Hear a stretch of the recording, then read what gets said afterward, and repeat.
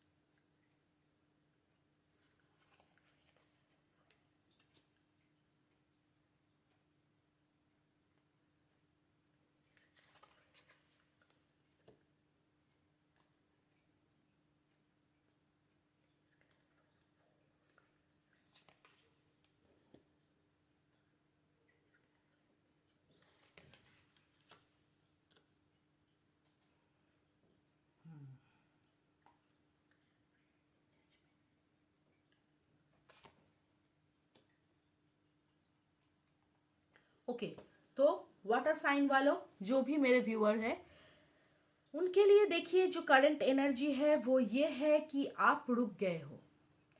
इतना पेन आपने झेला है, इतना दर्द आपने देख लिया है इस रिश्ते में, अभी आप में वो हिम्मत नहीं रहा आगे कुछ करने के लिए। आप उनसे बहुत प्यार करते हो, बेइंतहा प्यार करते हो, इसमें कोई कमी नहीं है। लेकिन सब कुछ होते हुए भी अभी आप सोच रहे हो कि आगे बढ़े या नहीं बढ़े, क्योंकि समझ नहीं आ रहा है जो बिहेव वो कर रहा है, जितना हर्ट वो आपको कर रहा है या कर रहा था इस नो कांटेक्ट सिचुएशन से पहले, वो आप आगे कितनी देर तक झेल पाओगे। तो आप अभी अपने आप को पूरी तरह से बैलेंस करने की कोशिश कर रहे हो कि आप अपने आप को बैलेंस करके जिंदगी को आगे बढ़ाए, जिंदगी की बाकी एस्पेक्ट्स को भी देखे, प्रैक्टिकल लाइफ और इमोशनल लाइफ में एक बैलेंस लाए। आपकी इमोशनल लाइफ आपको खत्म करके जा रहा है और वो आपसे दिखा नहीं जा रहा है। आगे आप खुद को पूरी तरह से बैलेंस करके आपकी कॉन्शियस और सबकॉन्शियस माइंड में एक क्लैरिटी लाना चाहते हो, उनके साथ एक अलाइनमेंट में आना चाहते हो। बहुत अच्छी बात है, आपकी जो करंट एनर्जी है वो बहुत अच्छी है। और आपका जो पार्टनर की अभी करंट एनर्जी है, देखिए वो अभी जो सिचुएशन है वो उसमें पूरी तरह से खुद को बैलेंस करके जिंदगी को आगे बढ़ाना चाहता है। वो भी अपने रिलेशनशिप्स को बैलेंस कर रहा है। यहाँ पे जो मैं देख पा रहा हूँ कि काफ़ी सारे ऐसे रिलेशनशिप भी है जो थर्ड पार्टी जिसमें इन्वॉल्व है, ऑलरेडी इन्वॉल्व है, और जो मेरे व्यूअर्स को ज़्यादातर पता भी होगा उनकी थर्ड पार्टी के बारे में। तो आपका जो पार्टनर है वो अभी अपने ज़िंदगी को, अपने रिलेशनशिप्स को बैलेंस करने में लगे हुए हैं। वो आपसे प्यार करता है। अच्छी बात यह है कि आपका जो पार्टनर है वो आज भी आपसे बहुत प्यार करता है, लेकिन बाकी सारे जो उनकी रिस्पॉन्सिबिलिटीज है वो उसको भी बैलेंस करके एक ऐसी पोजीशन में आना चाहता है जहाँ पे उनको कोई भी चीज़ सेक्रीफाइस ना करना पड़े। ओके, तो ये है आपकी पार्टनर की करंट सिचुएशन। अगर ये रिजोनेट करता है आप लोगों के साथ तो आगे आप रीडिंग देख सकते हैं। ये रीडिंग आप लोगों के लिए ही फिर होगा। ओके, रिलेशनशिप में जब आप लोगों की शुरुआत हुई थी तो कुछ ऐसा सिचुएशन होगा कि जहाँ पे ऑलरेडी आप लोगों की जो पार्टनर है वो या तो मैरिड होंगे या फिर वो किसी और के साथ रिश्ते में बंधे हुए होंगे। ऑलरेडी उनके लाइफ में कोई थर्ड पार्टी था, तब जाके ये रिश्ता आपके साथ स्टार्ट हुआ था। ओके, लेकिन आप लोगों ने इस रिश्ते को मौका दिया। आपने सोचा कि इस रिश्ते को मौका दिया जाए, जिया जाए, क्योंकि आप उनसे बहुत प्यार करने लगे थे और आपको लगा था कि चलो मेरी तरफ से जितना सेक्रीफाइस हो सकता है मैं कर लूँगा, लेकिन मेरे ज़िंदगी में इनके जाने की कोई मतलब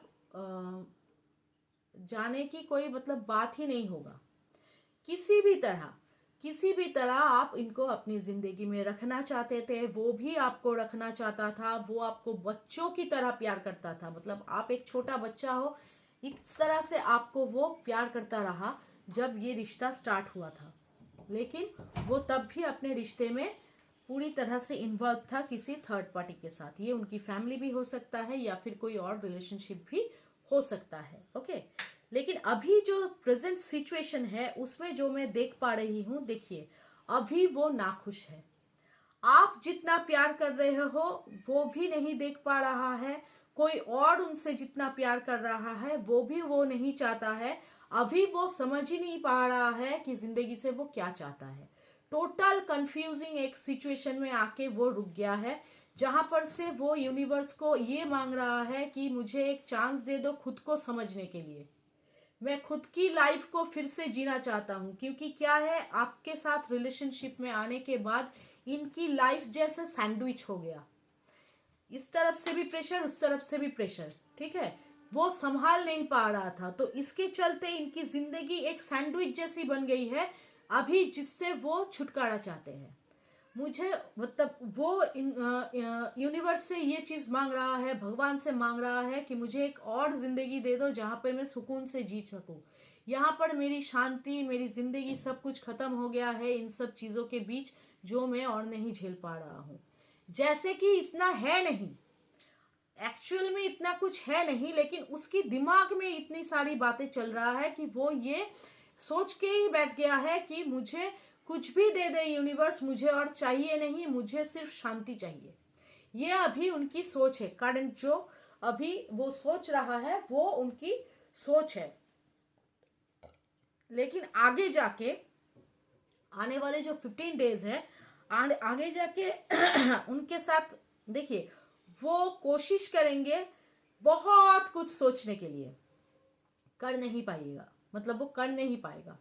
तो आगे जाके आने वाले 15 डेज में बहुत कुछ सोचने के बावजूद वो कर नहीं पाएगा। वो जो बचपना वाला हरकत है, वो जो एक्शन है जिससे आप बहुत हर्ट होते हैं, वो फिर से वो रिपीट करेगा, वो वही करता रहेगा। क्योंकि आने वाले 15 डेज में वो इतनी एक एंजाइटी में जाने वाला है, एक ऐसे सिचुएशन में जाने वाला है, खुद को पूरी तरह से रेस्ट्रिक्टेड करके फ्रस्ट्रेशन में, डिप्रेशन में, अपने आप में मतलब खो जाने वाला है वो आने वाला 15 डेज में।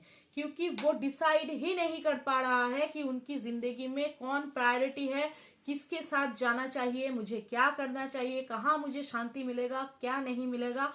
इन सब सोच के चलते, क्योंकि वो आपको भी पूरी तरह से भूल नहीं पा रहा है और उनकी जो फैमिली है या थर्ड पार्टी है उनको भी वो पूरी तरह से सैक्रिफाइस नहीं कर पा रहा है। तो इसके चलते इस बोझ तले वो पूरी तरह से दब के अपनी जिंदगी को मतलब एक नाइटमेयर के जैसा उनकी लाइफ हो जाने वाली है आने वाले 15 डेज में, ठीक है।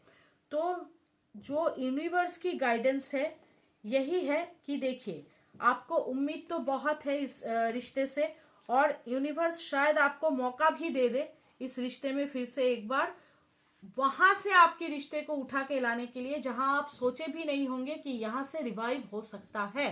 यूनिवर्स की मर्जी यही है कि वो आपको फिर से एक मौका देंगे इस रिश्ते को जीने के लिए। ये आपकी गाइडेंस है, याद रखिएगा। ये एक्शन नहीं है आपके पार्टनर की तरफ से। अभी 15 डेज में आने वाली कोई एक्शन मुझे नहीं देख रहा है। जो भी मैं देख पा रही हूँ वो और भी एंजाइटी में जाने वाले हैं। तो आपके लिए जो यूनिवर्स की गाइडेंस है वो यही है कि खुद को बैलेंस कीजिए।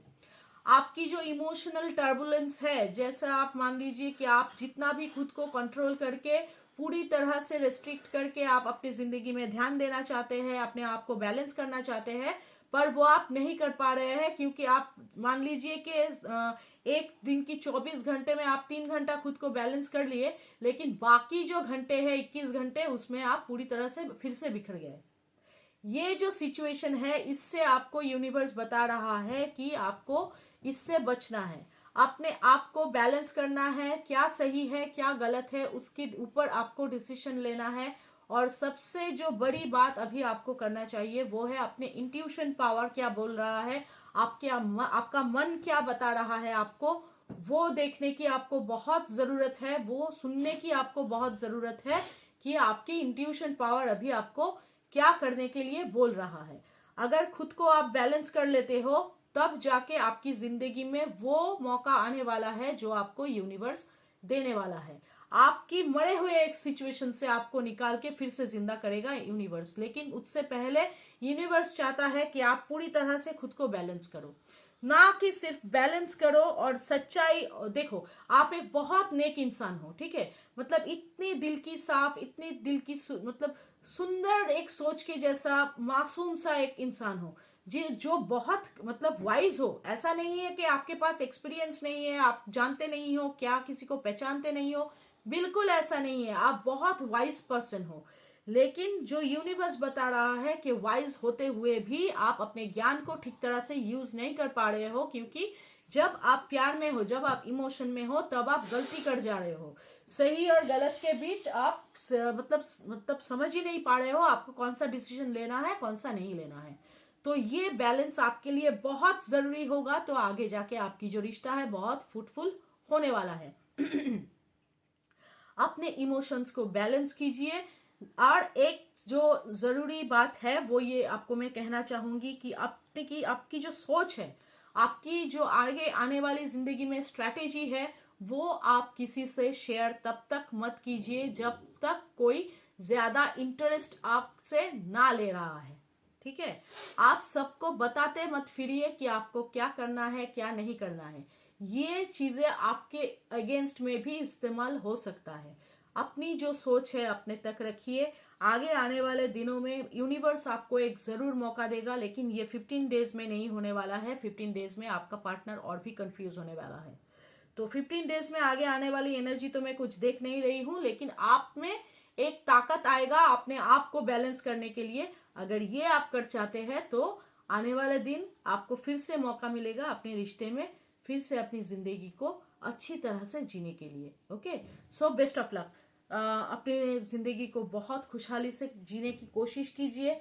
जो भी हो गया है उसे भूल के अपने आप को बैलेंस करने की कोशिश कीजिए, तभी आपको यूनिवर्स एक दूसरा मौका देगा, क्योंकि रोते रहने से यूनिवर्स आपको वो मौका नहीं देने वाला है। ओके, सो अगर रीडिंग अच्छी लगे, रिजोनेट करे, तो इसको प्लीज लाइक कीजिएगा, चैनल को सब्सक्राइब कीजिएगा। सब्सक्राइब करते वक्त बेल आइकन को जरूर दबाइएगा कि आपको सारी नोटिफिकेशंस मेरी चैनल की मिलती रहे। Okay, so best of luck for your next 15 days and all of your life. So best of luck, good bye.